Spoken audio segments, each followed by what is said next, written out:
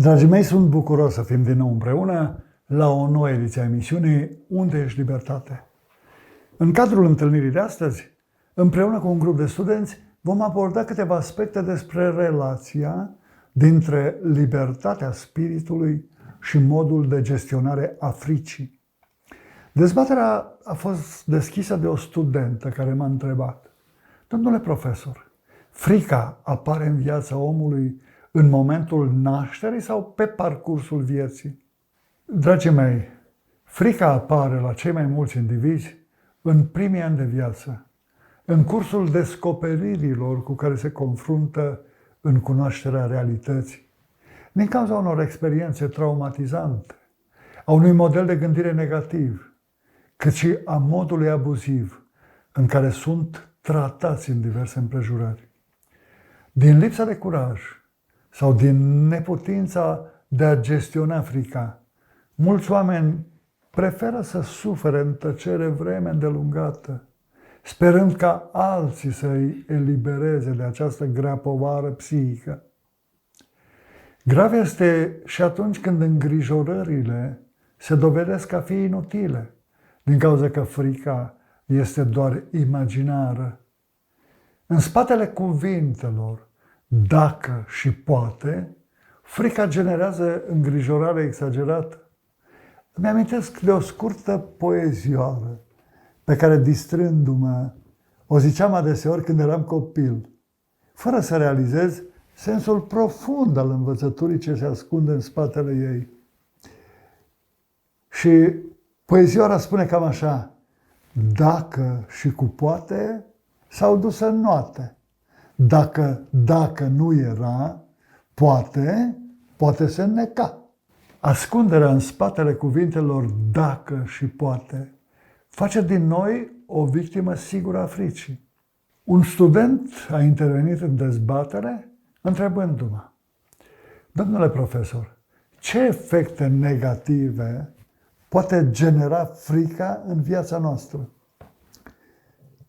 Dragii mei, frica imaginară sau generată de situații tensionate, în primul rând ne fură libertatea lăuntrică, devenind o formă de constrângere care poate naște în noi gânduri nocive, care ne împing la disperare și chiar la suicid.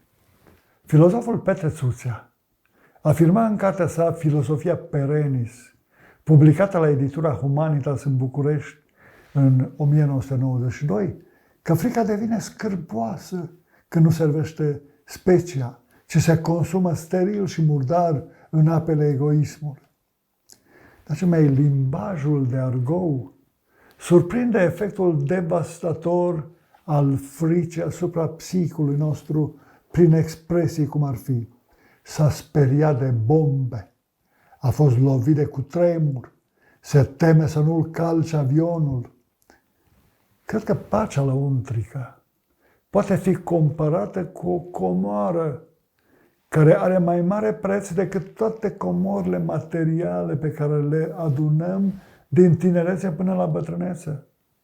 Frica, dragii mei, poate genera o mulțime de sentimente care ne afectează starea de sănătate psihică și fizică, dar și calitatea relațiilor cu ceilalți, generând spaimă, panică, stare de disconfort, nesiguranță, îngrijorare, descurajare, anxietate, neliniște, frământare, disperare, depresie, isterie, chin, groază, oroare, dezgust, silă, repulsie, înspăimântare, tulburare, agitație, neliniște, zbucium și dezorientare, derută, buimăceală, confuzie, uimire, surprindere, nervozitate, stare tensionată, câte și mai câte.